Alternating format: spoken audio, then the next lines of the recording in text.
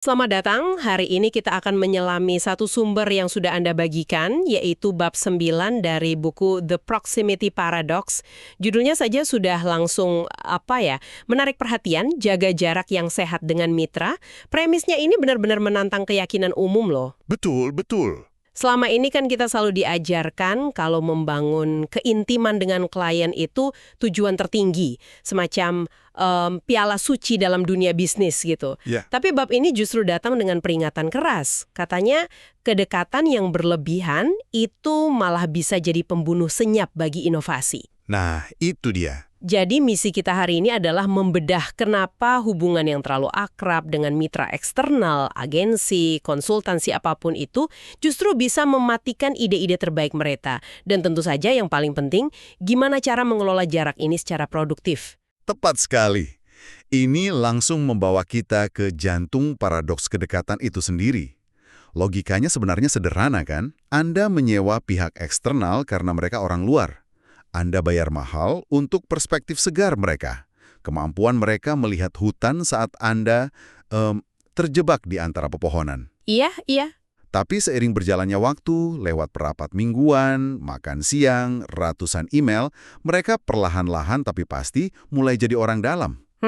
Mereka jadi hafal politik kantor Anda, sensitivitas anggaran, bahkan tahu kopi kesukaan atasan Anda. Ini bukan berarti hubungannya jadi buruk loh, justru sebaliknya. Jadi sangat efisien, sangat nyaman. Nah, itu dia, nyaman. Dan disitulah letak paradoksnya. Saat kenyamanan itu tercapai, aset paling berharga yang mereka tawarkan, Perspektif objektifnya itu. perspektif objektif sebagai orang luar, itu mulai terkikis. Tapi tanpa sadar kita justru sibuk melatih mereka untuk jadi keluarga. Betul. Dan dengan begitu kita secara efektif menghilangkan nilai utama yang kita bayar di awal. Bener gitu ya? Anda menangkapnya dengan sempurna. Ini jebakan yang sangat halus, soalnya prosesnya terasa positif. Makin akrab, makin bagus kan? Ternyata nggak selalu. Jebakan yang sangat halus. Buku ini membukanya dengan sebuah analogi yang, brutal tapi sangat mengena. Skenario putus hubungan antara klien dan agensi yang sudah berpartner selama 10 tahun. Iya, saya baca bagian itu. Kebayang percakapannya. Kliennya bilang, maaf, sepertinya kita harus berakhir. Langsung begitu ya? Yah, agensinya tentu saja syok. Kenapa? Kita sudah bersama 10 tahun. Kita saling mengerti luar dalam. Lalu klien menjawab dengan kalimat pamungkas, ada yang baru. Seseorang yang bisa memberikan perubahan besar yang aku inginkan. Ouch! Agensi mencoba membela diri, aku nggak tahu kamu mau perubahan besar, aku bisa melakukannya untukmu. Tapi sudah, terlambat. semuanya sudah terlambat. Kliennya cuma bilang, sudah terlambat. Ini kayak adegan film, tapi rasanya nyata banget. Kenapa ya hubungan yang begitu solid dan penuh sejarah justru sering berakhir dengan penyesalan seperti ini? Karena ada dua penawaran yang secara fundamental itu saling bertentangan dalam hubungan ini. Dan kita jarang sadar. Oke. Di satu sisi, agensi atau konsultan menawarkan ide-ide kreatif. Sifat dasar dari kreativitas itu kan ketidaknyamanan. Ide baru itu menantang, belum teruji. Aneh pada awalnya ya. Seringkali terasa aneh, betul. Di sisi lain, mereka juga menawarkan keintiman dengan klien. Nah, sifat dasar dari keintiman adalah kenyamanan. Kebalikannya ya. Benar, hubungan yang akrab itu efisien, mudah diprediksi, minim friksi. Seiring waktu, gravitasi kenyamanan ini jauh lebih kuat daripada dorongan untuk ketidaknyamanan kreatif. Kebutuhan untuk menjaga hubungan baik, efisiensi operasional, itu secara nggak sadar mengalahkan dorongan untuk menghasilkan karya yang benar-benar transformatif. Ini kayak pertemanan ya. Teman lama yang baik itu kan yang berani bilang kalau pilihan kita buruk atau potongan rambut kita aneh. Betul, betul. Bukan yang selalu setuju aja cuma untuk jaga perasaan. Tapi kan memang bilang kebenaran yang nggak nyaman itu jauh lebih sulit dan beresiko. Buku ini bahkan pakai istilah yang kuat banget untuk fenomena ini. Semacam sindrom Stockholm dalam bisnis. Bisa dijelaskan lebih lanjut? Tentu. Istilahnya memang terdengar dramatis, tapi analoginya pas. Dalam konteks ini, sindrom Stockholm terjadi ketika agensi atau konsultan mulai mengidentifikasi diri mereka terlalu dalam dengan batasan-batasan internal klien. Oke. Mereka bukan lagi penantang dari luar, mereka jadi simpatisan dari dalam. Terlalu berempati dengan kendala Anda. Mereka mulai berpikir, oh, anggaran kuartal ini pasti ketat, atau departemen legal nggak akan pernah biarin ini lolos. Atau Pak Budi pasti nggak akan suka ide kayak gini. Nah, persis. Ketika mereka mulai berpikir seperti itu, mereka berhenti melakukan pekerjaan utama mereka, yaitu menantang batasan-batasan tersebut. Mereka menjadi tawanan dari pengetahuan internal yang mereka dapatkan. Dan mereka mulai menyensor ide-ide terbaik mereka sendiri bahkan sebelum sampai ke meja presentasi. Buku ini kasih contoh yang spesifik banget soal ini di agensi periklanan dengan fenomena yang disebut klien warisan atau legacy client. Iya. Ini klien-klien lama yang hubungannya udah kayak keluarga. Tapi hasil kerjanya jadi, ya gitu, membosankan. Sangat formulais. Saya bisa bayangin suasananya deh. Proyek untuk klien ini mungkin nggak lagi diperebutkan tim kreatif terbaik. Dilempar ke anak magang mungkin ya. Malah mungkin dilempar ke anak magang karena dianggap gitu-gitu aja. Persis. Dan disinilah kalimat-kalimat pembunuh inovasi itu muncul dalam rapat internal agensi. Nggak usah ajukan ide itu, klien nggak akan pernah setuju. Atau tim penjualan mereka pasti nolak ini mentah-mentah. Mereka berasumsi sudah tahu segalanya. Tepat.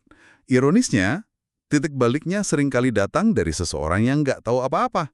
Buku ini menceritakan kisah seorang account representatif baru yang ditugaskan untuk menangani salah satu klien warisan yang dianggap sudah stagnan ini. Jadi dia masuk benar-benar buta terhadap semua aturan tak tertulis dan sejarah penolakan ide-ide sebelumnya gitu. Tepat. Dia nggak punya beban sejarah. Dia nggak tahu kalau klien nggak akan pernah setuju. Yang dia lihat cuma sebuah merek dengan potensi besar yang belum dimanfaatkan. Jadi dia mengadakan sesi brainstorming baru dari nol. Ketika anggota tim yang lebih senior melontarkan keberatan-keberatan lama, mereka nggak suka humor, mereka anti risiko. Orang baru ini terus bertanya dengan lugu, kenapa? Apa alasan sebenarnya? Kapan terakhir kali kita coba? Dia menantang asumsinya ya? Dia mendorong tim untuk mengeluarkan ide-ide segar yang mungkin sudah bertahun-tahun disimpan di laci. Dan apa yang terjadi?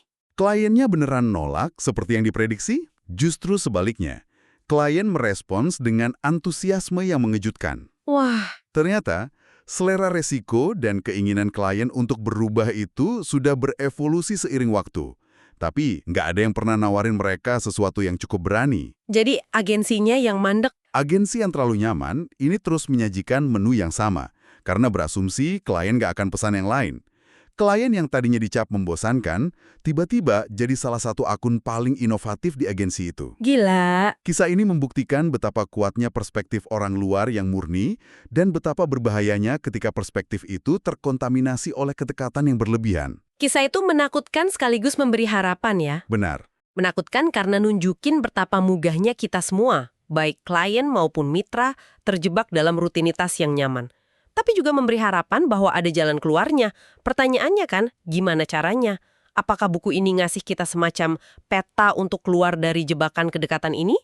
Tentu saja. Bagian terbaik dari bab ini adalah solusinya yang sangat praktis. Strategi pertama itu tentang kesadaran linguistik. Waspadai kata tidak akan pernah. Setiap kali Anda dengar atau bahkan ngucapin kalimat seperti, tim legal tidak akan pernah menyetujuinya, atau audiens kita nggak akan pernah nerima ini, alarm harus bunyi. Oke. Kalimat ini bukan cuma membunuh satu ide spesifik, tapi berpotensi menutup seluruh jalur eksplorasi kreatif. Tapi bukankah terkadang tidak akan pernah itu adalah sebuah kenyataan? Ada batasan anggaran yang nyata, ada peraturan pemerintah yang nggak bisa dilanggar. Gimana kita bedain antara tidak akan pernah yang merupakan asumsi malas dengan tidak akan pernah yang fakta keras? Pertanyaan yang sangat bagus. Buku ini nggak menyarankan kita untuk mengabaikan kenyataan. Poinnya adalah untuk menantang asumsi di balik kata tidak akan pernah itu. Oke. Jadi, ketika seseorang mengatakannya, latih diri Anda untuk bertanya, apa kita benar-benar yakin 100%? Atau ini cuma berdasarkan pengalaman masa lalu? Saran praktisnya adalah, ketika sebuah ide yang mengejutkan muncul, jangan langsung ditolak. Tahan dulu. Ambil jeda. Akui dulu bagian dari ide itu yang menarik. Lalu bilang, ini ide yang besar. Beri saya waktu beberapa hari buat mikirin. Biarkan ide itu mengendap.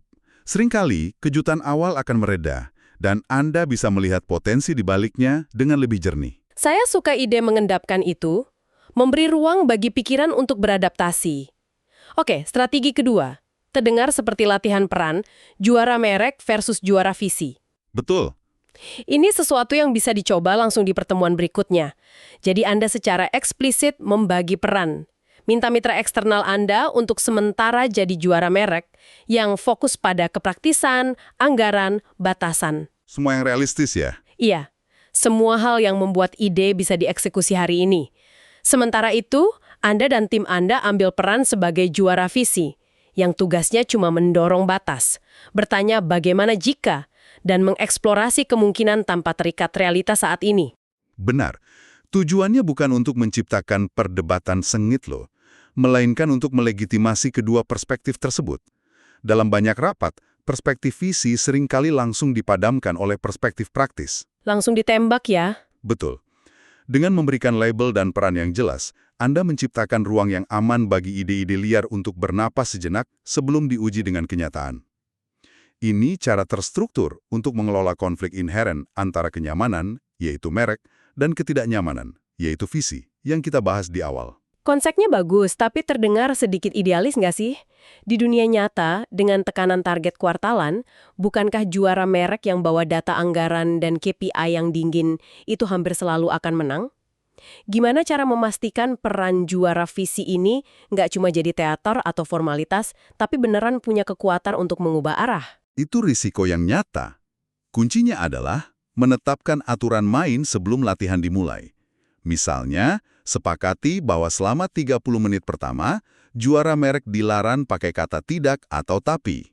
Oh, menarik. Tugas mereka hanya mendengarkan dan membangun di atas ide juara visi. Atau, pastikan hasil dari sesi visi ini nggak langsung dihakimi berdasarkan kelayakannya, tapi didokumentasikan sebagai lahan parkir ide yang bisa dikunjungi lagi nanti. Jadi energinya nggak langsung mati. Betul, energinya nggak langsung mati, melainkan dihargai sebagai aset jangka panjang.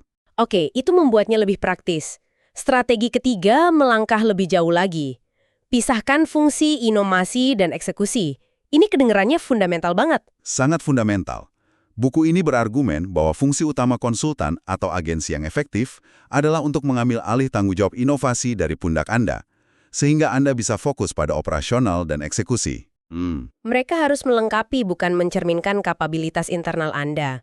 Kalau mitra eksternal Anda pada akhirnya cuma menyetujui apa yang sudah Anda pikirkan atau cuma kasih versi yang sedikit lebih baik dari ide Anda sendiri, Berarti nggak maksimal investasinya. nggak maksimal. Anda itu menyewa cermin, bukan teleskop.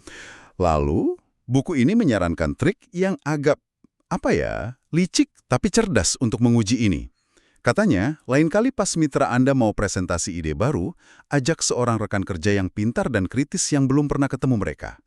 Lalu Anda cuma duduk diam dan mengamati. Tepat. Minta mitra Anda untuk presentasi ide mereka ke wajah baru ini, dan biarkan rekan Anda yang kasih umpan balik pertama. Anda cuma nonton dinamikanya dari kejauhan. Apa mitra Anda menjelaskan idenya dengan cara yang beda? Mungkin lebih hati-hati? Atau lebih umum ya, umpan balik dari orang yang benar-benar objektif ini memunculkan kelemahan yang nggak Anda lihat? Ini tes lakmus yang ampuh untuk melihat seberapa dalam mitra Anda sudah terjerumus ke dalam gelembung pemikiran Anda. Oke, saya paham tujuannya. Tapi apa itu nggak agak canggung? Rasanya kayak kita lagi ngetes mitra kita diam-diam. Apa nggak berisiko merusak kepercayaan yang udah susah payah dibangun? Itu kekhawatiran yang valid. Kuncinya ada pada pembingkaiannya. Framingnya ya? Betul. Anda nggak perlu menyajikannya sebagai sebuah tes. Anda bisa membingkainya secara positif. Saya ngajak Sarah dari tim produk hari ini karena dia punya perspektif yang beda banget, dan saya mau ide-ide hebat kalian dapat masukan terbaik dari berbagai sudut sebelum kita maju. Kalau dibingkai sebagai upaya untuk memperkaya ide, bukan untuk menghakimi, ini justru menunjukkan Anda serius dengan pekerjaan mereka. Malah jadi positif ya? Betul. Ini tentang mendapatkan mata yang segar, dan itu menguntungkan semua pihak. Pembingkaian yang cerdas, dan strategi terakhir ini favorit saya karena terasa menyenangkan. Adakan sesi pitch meeting bulanan. Ah, iya. Minta mitra eksternal Anda setiap kuartal untuk datang dan presentasi satu ide gila. Ide yang mungkin nggak praktis, mungkin di luar anggaran, mungkin bahkan nggak sepenuhnya relevan dengan target tahun ini. Apa yang menarik di sini adalah tujuannya. Tujuan sesi ini bukanlah untuk menghasilkan ide yang bisa langsung dieksekusi. Tujuannya adalah untuk secara aktif membunuh asumsi yang mungkin dimiliki mitra Anda tentang keterbukaan Anda. Oh, Sesi ini adalah sinyal yang sangat kuat bahwa Anda menghargai pemikiran liar mereka dan nggak mau mereka menyensor diri sendiri. Ini cara untuk sengaja menciptakan ruang aman untuk pengambilan risiko kreatif, tanpa ada tekanan untuk menghasilkan sesuatu yang bisa diterapkan. Jadi ini semacam kalibrasi kreativitas secara berkala ya? Tepat sekali. Untuk memastikan kompas hubungan kita nggak perlahan-lahan hanyut terlalu jauh ke arah kutub aman dan bisa diprediksi? Anda terus mengingatkan mereka, "Hei, jangan lupakan alasan pertama kali kita kerjasama. Saya butuh perspektif liarmu itu." Persis. Ini adalah pemeliharaan hubungan yang proaktif. Daripada menunggu hubungan menjadi basi lalu putus, Anda secara rutin menyuntikkan dosis ketidaknyamanan yang sehat untuk menjaga semuanya tetap segar dan menantang. Oke, jadi kalau kita tarik benang merahnya, poin kunci dari bab ini bukanlah untuk jadi jauh, dingin, atau nggak ramah dengan mitra Anda. Bukan sama sekali. Justru sebaliknya. Ini tentang menyadari bahwa dalam kemitraan jangka panjang, kenyamanan bisa jadi musuh terbesar kreativitas. Tujuannya adalah untuk secara sadar dan aktif mengelola kedekatan itu. Pakai strategi-strategi seperti menantang kata tidak akan pernah, memisahkan peran visi dan merek, serta menciptakan ruang aman untuk ide-ide gila. Semua ini demi mempertahankan aset paling berharga yang mereka bawa, perspektif orang luar yang jernih. Pada akhirnya mitra yang hebat itu bukan yang selalu mengangguk setuju, tapi yang punya keberanian dan ruang untuk menantang kita dengan ide-ide yang nggak pernah terpikirkan oleh kita sendiri. Dan sebagai penutup, ini memunculkan sebuah pertanyaan reflektif yang penting untuk Anda bawa pulang. Coba deh pikirkan tentang hubungan kerja terlama yang Anda miliki saat ini, entah itu dengan kolega, agensi, atau konsultan. Selama setahun terakhir, jujurlah pada diri sendiri. Apakah ide-ide baru yang muncul dan disetujui itu lebih sering diterima karena memang brilian dan menantang? Atau karena ide-ide tersebut sudah bisa diprediksi, familiar, dan terasa aman? Jawaban jujur atas pertanyaan itu mungkin akan menunjukkan di mana tepatnya paradoks kedekatan sedang bekerja dalam organisasi Anda, dan apakah sudah waktunya untuk sengaja menciptakan sedikit jarak yang sehat.